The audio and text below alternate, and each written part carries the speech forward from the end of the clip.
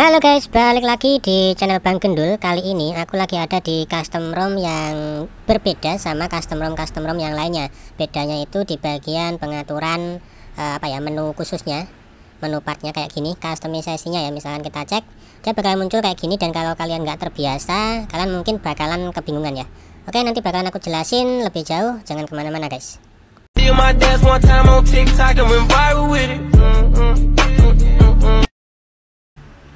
Oke, dan ini adalah Droid on Time alias .os ya. Kayak gini, Androidnya 11, versi .os nya 5.2 Walkers Edition dengan kernel bawaannya Walkers Edition X Extended EAS ya. Tapi kalau aku untuk kernelnya ini agak kurang cocok, jadi mungkin bakalan aku ganti. Kita cek dulu di bagian aplikasinya. Di sini aku pilih yang sudah ada GApps-nya ya guys, jadi biar nggak perlu install GApps lagi. Kayak gini tampilannya. Untuk aplikasinya, kalkulatornya agak beda ya, tampilannya seperti ini kalkulatornya. Ini untuk di slide ke bawah ada history, kalau ke samping ada pilihan seperti ini. Untuk kamera yang dipakai, dia sudah pakai kamera MIUI ya. Kita coba aktifin aja di bagian setting, dan ternyata ada minus yang pertama ya. Jadi kalau kita pakai yang mode dark mode itu ada beberapa menu yang fontnya nggak kelihatan, nggak langsung otomatis sinkron jadi putih dan sebaliknya. Aku tadi pakai dark mode nggak kelihatan, jadi aku pilih light mode lagi ya.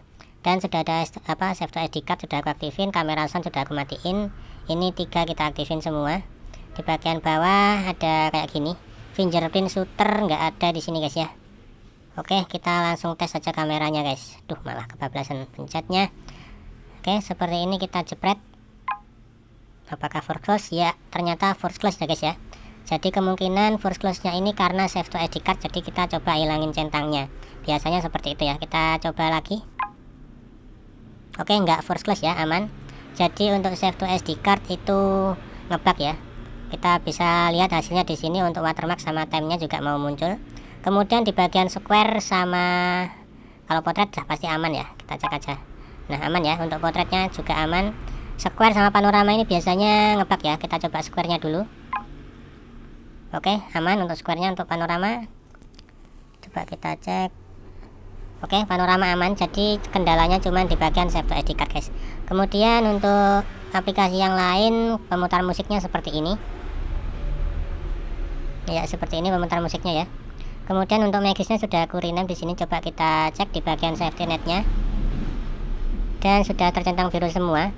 Lalu karena di sini aku pakai aplikasi Line Bank, jadi aku coba untuk nyembunyiin akses root-nya pakai trik yang jadul ya, tinggal di hidden seperti ini aja, nggak perlu pakai Riru, X privasi luar dan sebagainya. Sekarang coba kita buka Line Bank. Nah, ini aman ya, bisa kebuka, nggak kedetek akses root-nya guys.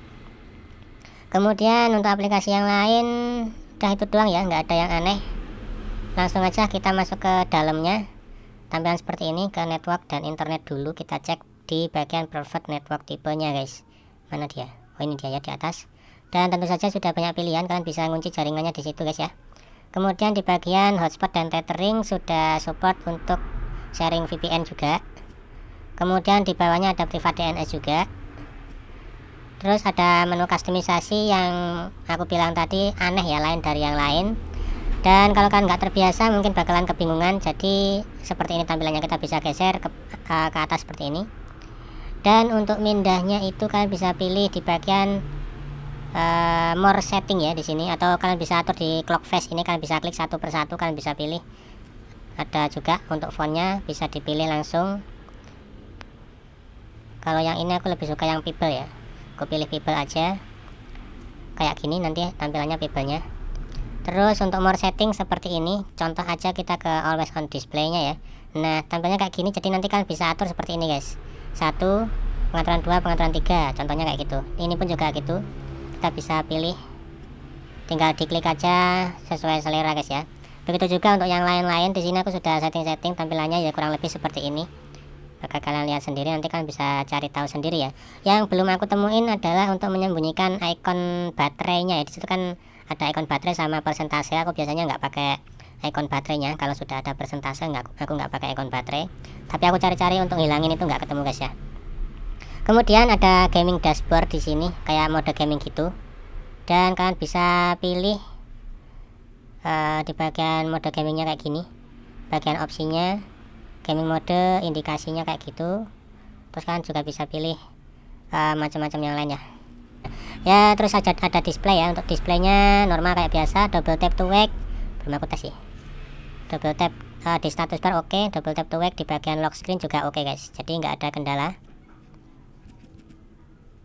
Nah ini nggak kelihatan lagi ya untuk pilihan centang sama hapusnya. Ini kalau dihapus kita klik yang sebelah sini, kalau centang yang sebelah sini guys, dan tombolnya nggak kelihatan.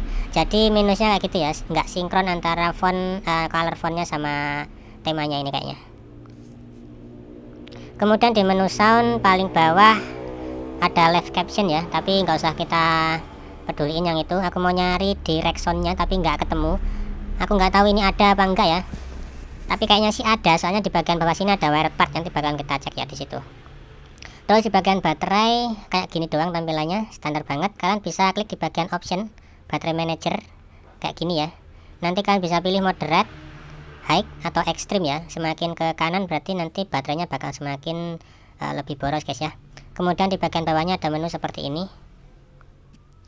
Untuk persentase ada di menu kustomisasinya tadi guys ya. Kemudian kita cek di bawahnya lagi ada security. Untuk security sudah lengkap ya, ada pin, fingerprint, face unlock, dan semuanya normal. Kemudian bawahnya lagi ada storage. Untuk internalnya cuma kena 11 GB ya. Kalau di awal-awal masuk home screen itu kemarin aku cek 10 GB guys, tapi karena udah ada aplikasinya jadi mungkin nambah jadi 11 GB gitu ya.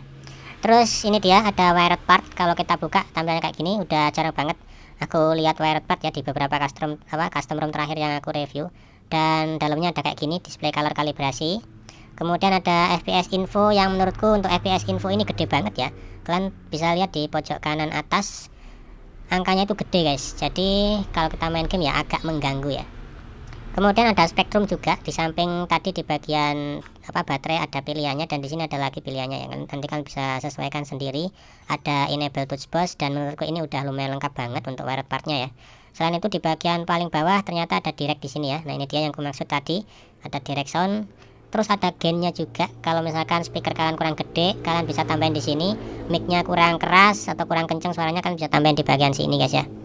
Terus paling bawah ada enable USB fast charge juga, dan ini pasti sudah lengkap lah, pokoknya lengkap banget untuk wired partnya. Terus di bagian bahasa kita cek dulu, sudah ada bahasa Indonesia di situ guys ya. Terus di bawahnya ada menu gestur. Untuk gestur pindah posisinya tadi ada di menu kustomisasinya tadi juga. Ada status bar tuner juga, kalian bisa atur di sini. Terus ada developer optionnya juga. Untuk aktifin developer option kalian bisa menuju ke menu about phone, kemudian pada build numbernya ini kalian tekan-tekan terus, nanti bakalan muncul lah Anda sudah jadi pengembang kayak gitu. Oke, untuk bagian lock screennya seperti ini tampilannya ya, agak mepet sih sebenarnya, dan ikonnya lebih gede, padahal tadi sudah aku setting di bagian kustomisasinya ini. Di more setting, quick setting kita bisa klik ya guys. Kayak gitu tampilannya, dan aku sudah setting sebenarnya di sini, cuman kok nggak berfungsi ya. Aku sudah cek row-nya ini bener 2, dan kolomnya ini sudah aku atur ke 5 ya untuk yang potret. Tapi di sini ya bener 5 sih, tapi kok kurang kecil gitu loh ikonnya. Jadi ya agak sedikit kalau orang bilang tuh nercol ya, rapet, terlalu rapet gitu tampilannya guys. Di menunya kayak gini ya. Sudah ada screen recorder yang sekarang lagi aku pakai, kemudian always on display, gaming mode, kompas, direct sound, FPS info, wired part. Di bawahnya juga masih ada banyak, tapi aku nggak butuh, jadi biarin di bawah aja guys ya. Sekarang kita coba aktifin hotspot wifi. Wifi-nya hidup, hotspotnya juga masih tetap nyala, jadi nggak ada crash, aman. Terus kita cek di bagian recent aplikasinya, nggak ada menu buat ngunci aplikasi guys ya. Ini masih standar banget kayak gini untuk menunya. Kita cek satu persatu, jadi cuman ada split screen ya, udah gitu doang. Kemudian pakai kernel bawahnya ini kemudian pakai kernel bawaannya ini, kok jadi ribet ya. Aku dapat skor Antutu 150.000 sekian, jadi untuk extended ini aku agak kurang oke sebenarnya ya. Ini standar banget kayak gitu. Terus untuk CPU throttlingnya tadi juga sudah aku cek, hasil CPU throttling kayak gini. ada throttling-throtlingnya ya, ada warna kuning-kuningnya kalau kalian perhatiin di situ. Jadi menurutku ini kurang enak. Kalian bisa ganti kernelnya, aku saranin pakai Mystic versi 8.2 yang ES ya, itu oke banget guys. Terus mungkin kita aja untuk review custom ROM ini, semoga kalian ya bisa jadi referensi ya. Kalau misalkan kalian mau download, nanti linknya bakalan aku taruh di kolom deskripsi atau mungkin ada di kolom komentar. Maaf kalau ada salah-salah kata. Bang Gunur pamit undur diri. See you, bye bye.